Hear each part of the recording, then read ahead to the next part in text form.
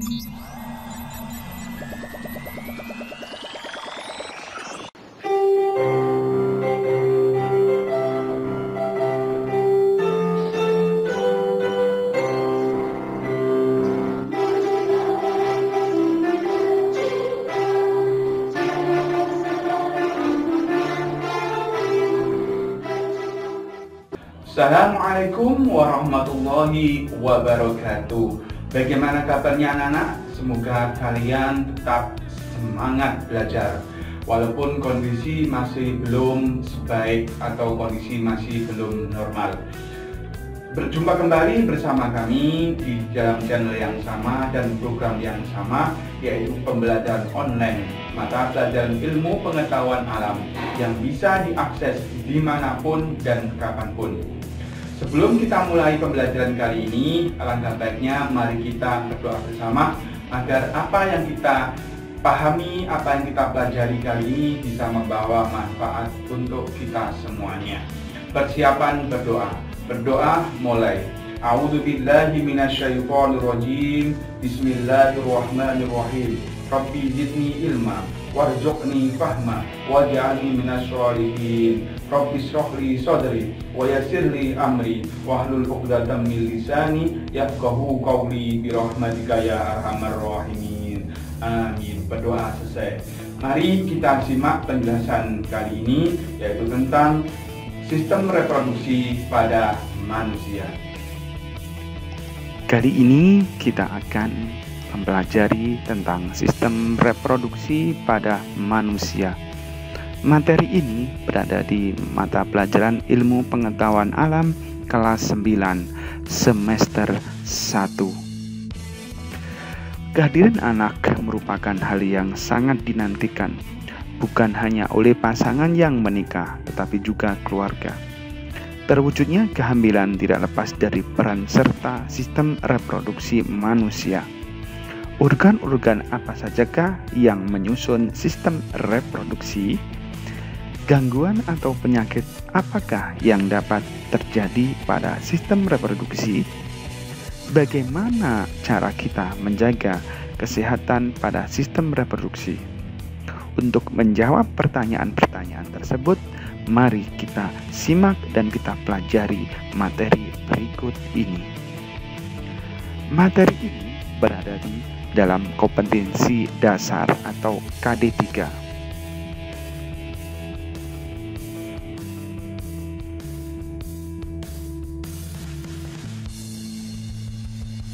Sedangkan tujuan dari pembelajaran kali ini adalah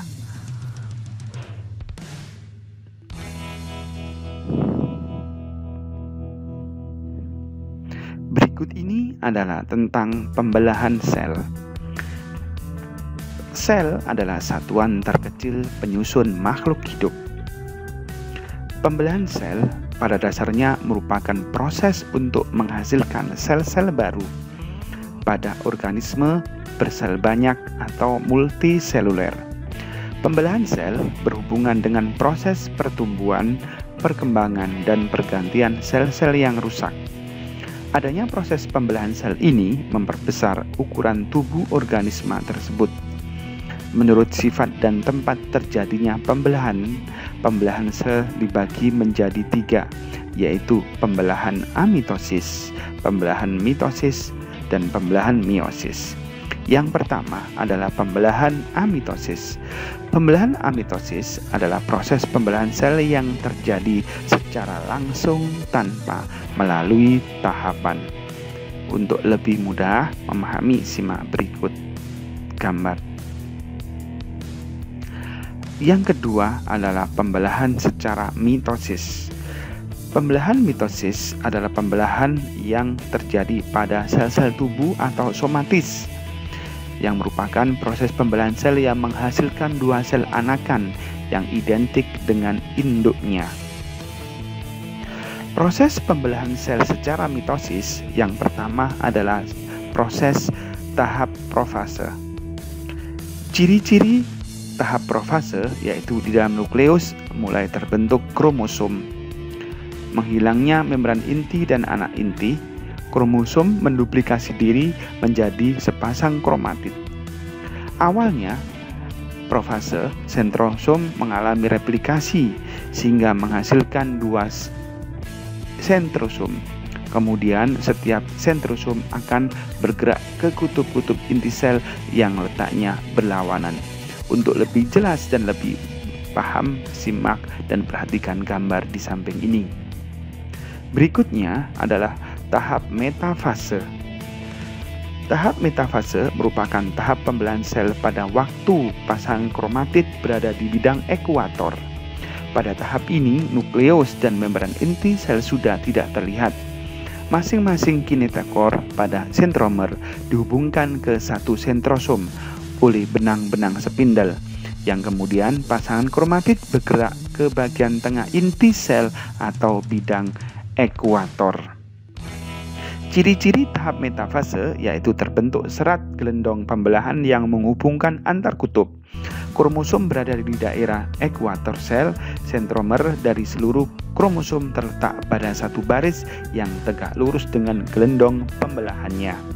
Agar lebih jelas, simak gambar di bawah ini. Berikutnya adalah tahap anafase. Tahap anafase ini pemisahan kromatid dari bagian sentromer yang kemudian membentuk kromosom baru. Masing-masing kromosom ditarik oleh benang-benang spindel menuju kutub yang berlawanan. Agar lebih jelas, perhatikan gambar di samping ini. Berikutnya, tahap telofase. Pada tahap ini, kromosom telah sampai di kutub masing-masing.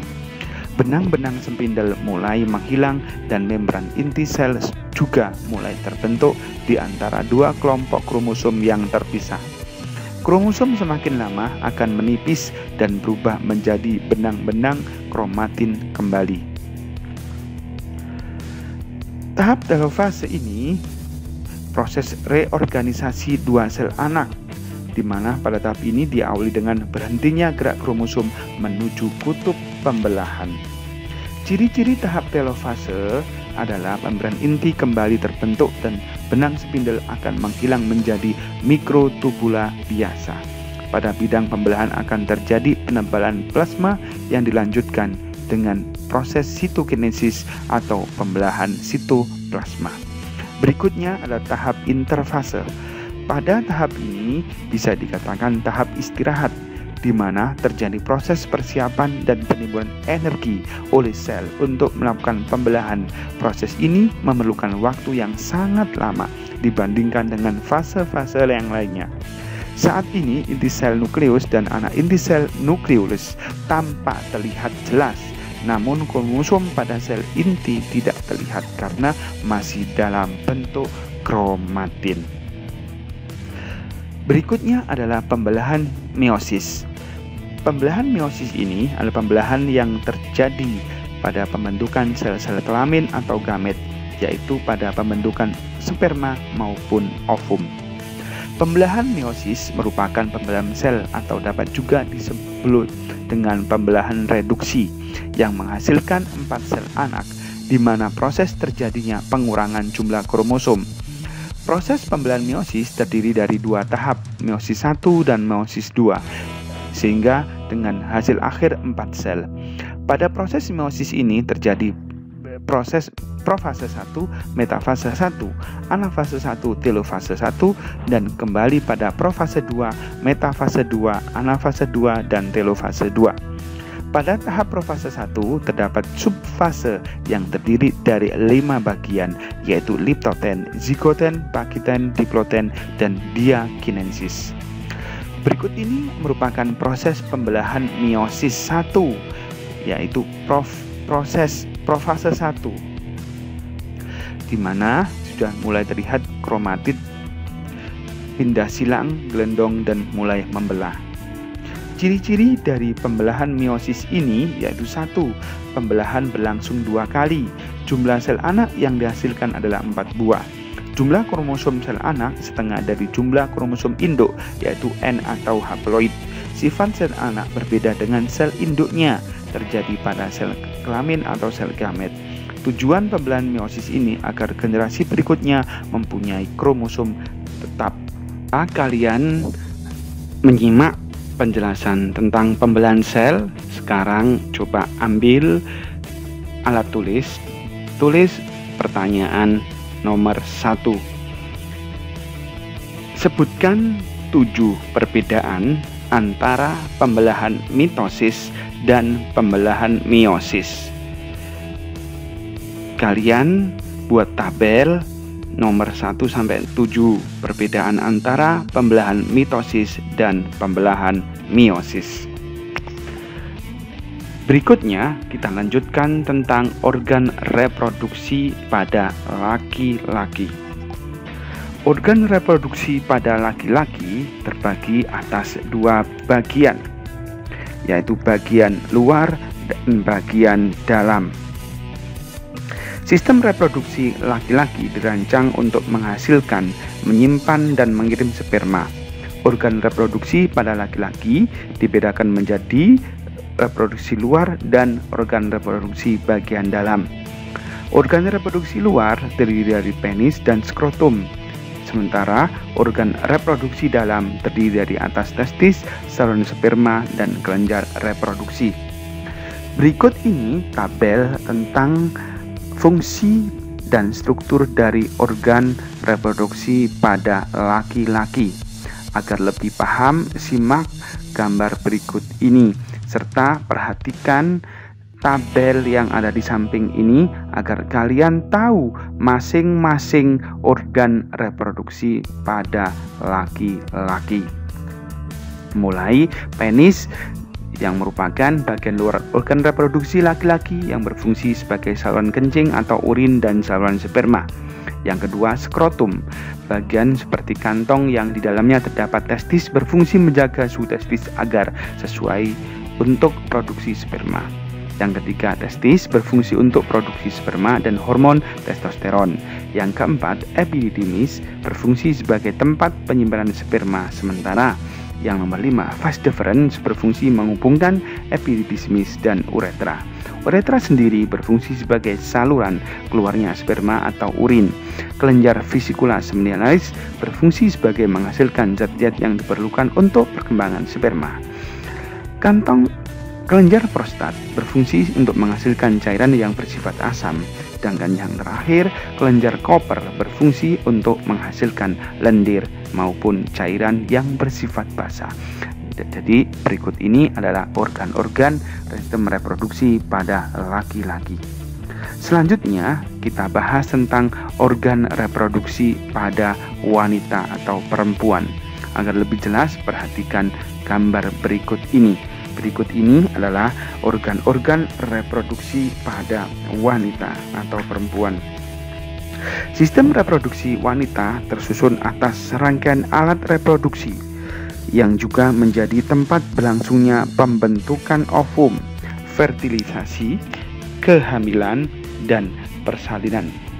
Fungsi dari organ reproduksi pada wanita tidak lain adalah untuk menghasilkan sel telur atau ovum. Organ reproduksi wanita dibagi menjadi 2, yaitu organ bagian luar, yaitu vulva dan labium, dan organ reproduksi bagian dalam, yaitu ovarium dan saluran reproduksi. Agar lebih jelas, perhatikan atau simak gambar berikut ini, serta perhatikan tabel yang ada di samping ini, di mana di situ ada nama-nama organ beserta penjelasan dan fungsinya. 1. Ovarium berfungsi untuk menghasilkan sel telur. Yang kedua, tuba falopi berfungsi sebagai saluran untuk ovum. Infundibilum, struktur yang berbentuk sel seperti corong dan merupakan ujung dari tuba falopi. Rahim, uterus, struktur seperti buah pir yang berfungsi sebagai tempat perkembangan janin selama kehamilan. Dinding endometrium merupakan lapisan yang membatasi rongga rahim dan meluruh saat menstruasi.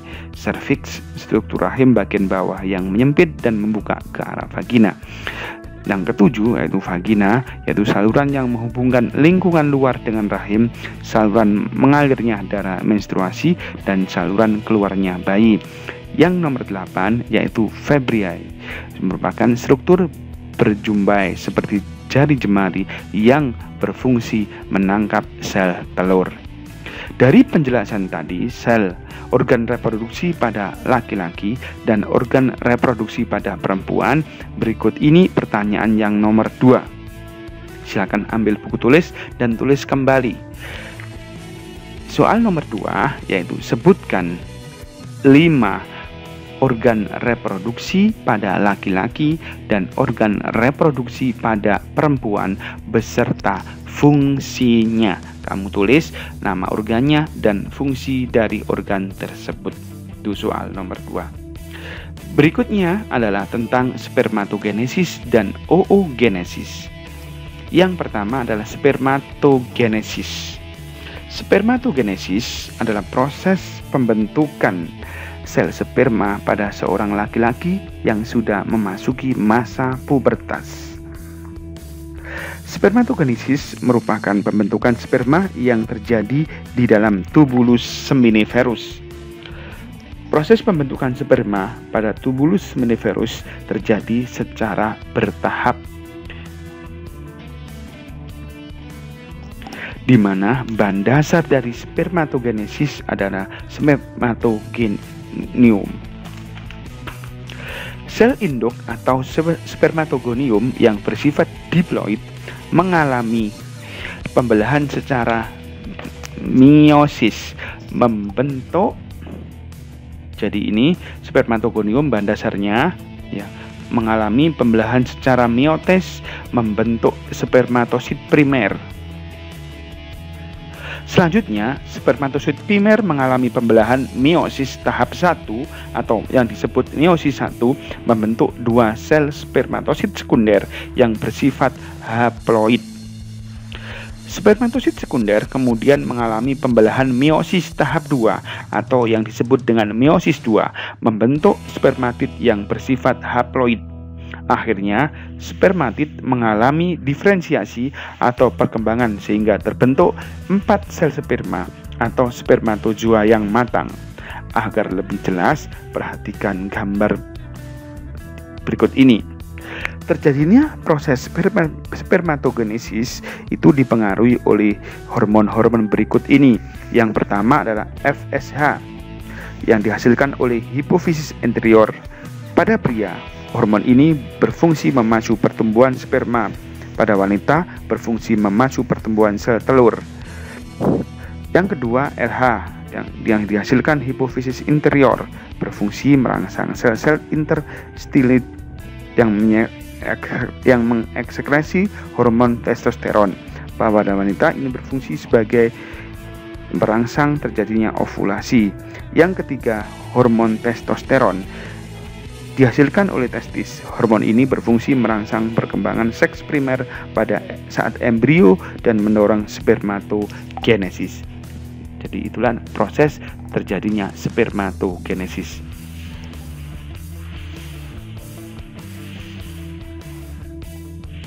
Berikutnya adalah oogenesis. Dalam ovarium terdapat folikel yang menghasilkan sel telur atau ovum. Oogenesis adalah proses pembentukan sel telur atau ovum pada wanita yang terjadi dalam ovarium atau indung telur. Ovarium yang ada di embrio memiliki sekitar 6.000 sel induk telur. Setelah ovum yang dilepaskan melalui proses ovulasi, jaringan folikul yang masih ada membentuk suatu struktur yang dinamakan korpus luteum. Sejak dilahirkan, seorang perempuan sudah memiliki lebih kurang 1 juta sel induk telur atau oogonium dalam ovariumnya. Setiap oogonium membelah secara mitosis menjadi 2 oosit primer, lalu 1 oosit primer membelah secara meiosis menjadi oosit sekunder yang ukurannya besar dan badan kutub primer yang ukurannya kecil. Kemudian oosit sekunder membelah menjadi ootit dan 1 badan kutub sekunder. Sedangkan badan kutub primer membelah menjadi 2 badan kutub sekunder. Ootit lalu mengalami pematangan menjadi ovum. Berbeda dengan spermatogenesis, ootit lalu mengalami pematangan ovum. Proses oogenesis hanya menghasilkan 1 ovum dari sel induk telur. proses oogenesis dipengaruhi oleh FSH, hormon estrogen. LH menyebabkan terjadinya ovulasi atau lepasnya sel telur dari ovarium. Agar lebih mudah memahami, perhatikan bagan proses terjadinya oogenesis berikut ini. Soal yang nomor 3. Soal nomor 3, coba ambil buku tulis atau pulpen. Soal 3, gambarkan bagan proses oogenesis dan spermatogenesis. Selanjutnya kita akan membahas tentang menstruasi dan fertilisasi. Setelah memasuki masa pubertas, anak perempuan akan mengalami menstruasi. Sudahkah kamu mengalami menstruasi? Apa itu menstruasi? Setelah sel telur matang akan terjadi ovulasi. Ovum akan tangkap fibria infundibulim. Apabila sel telur dibuahi, maka akan terjadi kehamilan. Tetapi apabila tidak terjadi pembuahan, akan terjadi yang dinamakan menstruasi. Menstruasi adalah keluarnya darah, cairan jaringan, sel-sel epitel yang menyusun dinding rahim. Penyebab menstruasi tidak lain adalah meluruhnya dinding rahim atau endometrium karena sel-sel telur tidak dibuahi. Berikut ini adalah tahapan dari proses menstruasi. Apabila seorang perempuan mengalami menstruasi, maka akan keluar darah melalui vaginanya. Menstruasi ini biasanya terjadi 1 bulan sekali dan membentuk sistem menstruasi yang lamanya kira-kira 28 hari. Berikut ini adalah hormon yang berperan dalam proses menstruasi, yaitu follicle stimulating hormone atau FSH. Yang kedua, luteinizing hormone LH. Yang ketiga, hormon estrogen. Dan yang keempat, hormon progesteron. Coba simak gambar fase-fase dalam menstruasi. Terdapat 4 fase dalam menstruasi, yaitu fase menstruasi. Fase menstruasi yaitu peristiwa luruhnya sel ovum matang yang tidak dibuahi bersamaan dinding endometrium yang robek. Dapat diakibatkan juga karena berhentinya sekresi hormon estrogen dan progesteron, sehingga kandungan hormon dalam darah menjadi tidak ada. Itu fase menstruasi. Fase yang kedua disebut fase proliferasi atau fase folikuler, di mana fase ini ditandai dengan menurunnya hormon progesteron sehingga memacu kelenjar hipofisis untuk mensekresi FSH dan merangsang folikel dalam ovarium, serta dapat membuat hormon estrogen diproduksi kembali. Sel folikel berkembang menjadi folikel de Graaff yang matang dan menghasilkan hormon estrogen yang merangsang keluarnya LH dari hipofisis. Estrogen dapat menghambat sekresi FSH tetapi dapat memperbaiki dinding endometrium yang robek. Berikutnya adalah fase yang ketiga atau disebut fase ovulasi. Fase ini ditandai dengan sekresi LH yang memacu matangnya sel ovum pada hari ke-14 sesudah menstruasi. Sel ovum yang matang akan meninggalkan folikel dan folikel akan mengkerut dan berubah menjadi korpus luteum. Korpus luteum berfungsi untuk menghasilkan hormon progesteron yang berfungsi untuk mempertebal dinding endometrium yang kaya akan pembuluh darah. Dan fase yang keempat disebut fase pasca ovulasi. Fase ini ditandai dengan korpus luteum yang mengecil dan menghilang dan berubah menjadi korpus albikan yang berfungsi untuk menghambat sekresi estrogen dan progesteron sehingga hipofisis aktif mensekresi FSH dan LH. Dengan terhentinya sekresi progesteron, maka penebalan dinding endometrium akan terhenti sehingga menyebabkan endometrium mengering dan robek. Terjadilah fase pendarahan atau menstruasi. Namun setelah pada usia 45-50 siklus menstruasi akan terjadi tidak teratur dan akhirnya berhenti.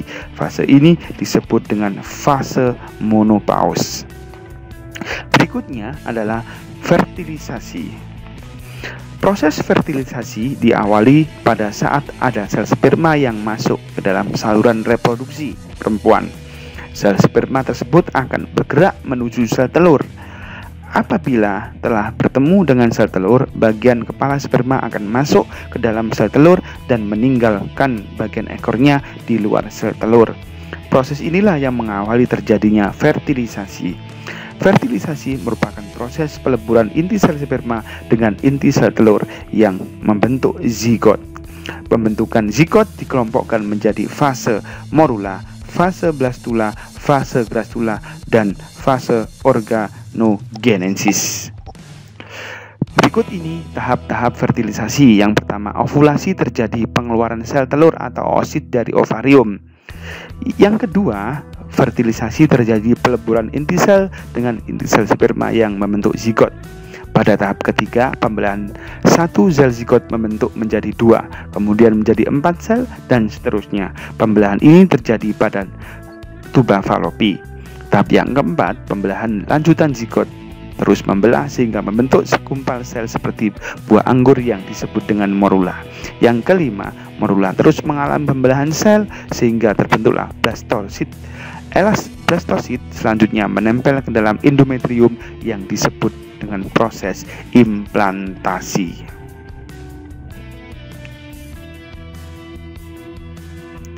Berikut ini soal yang keempat.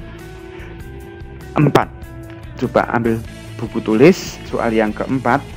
Ya, yang keempat, jelaskan proses terjadinya menstruasi dan fertilisasi.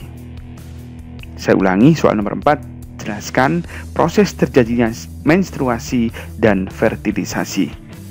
Selanjutnya, pembahasan kita adalah penyakit pada sistem reproduksi.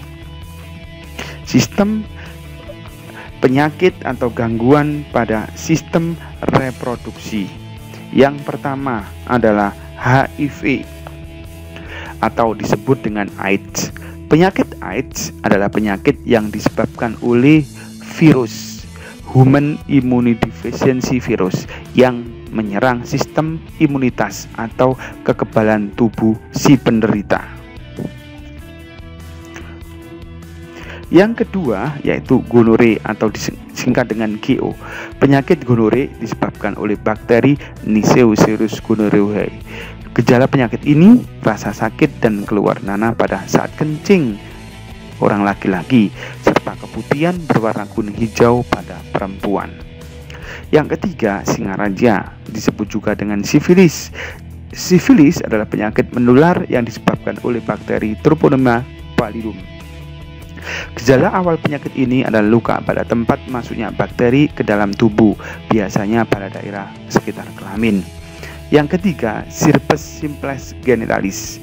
Penyakit herpes simplex genitalis ini disebabkan oleh virus herpes simplex tipe 2 yang menyerang kulit di daerah genitalium luar, anus, dan vagina.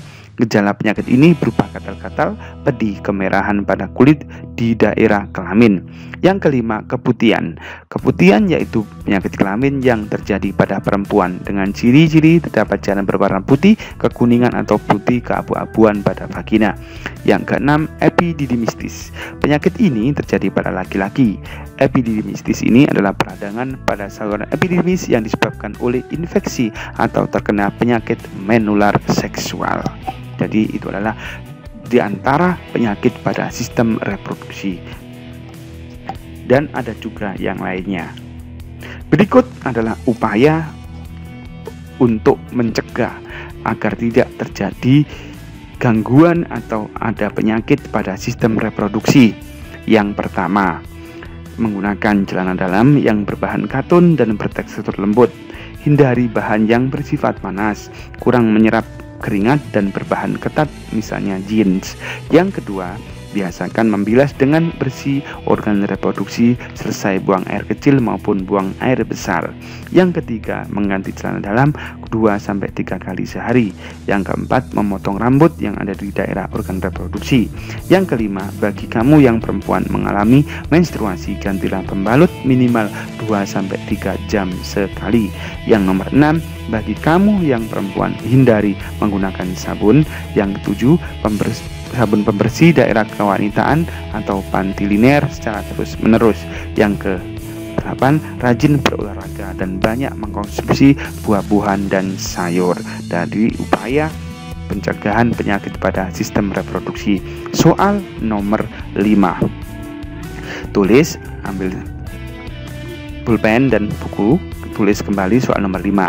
Sebutkan 5 gangguan atau penyakit pada sistem reproduksi serta bagaimana cara pencegahan atau mencegah penyakit pada sistem reproduksi tersebut. Demikian anak-anak penjelasan dari saya. Bagaimana tayangan video tadi? Asik kan? Dan sangat seru tentunya. Ingat anak-anak, jangan lupa tugas yang sudah tertera tadi benar-benar dikerjakan dan dikumpulkan.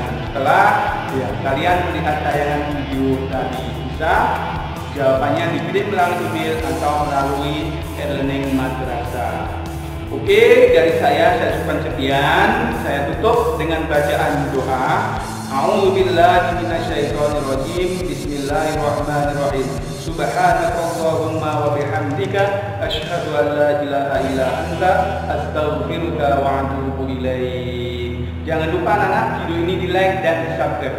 Dari saya ucapkan sekian. Saya akhiri. Assalamualaikum warahmatullahi wabarakatuh.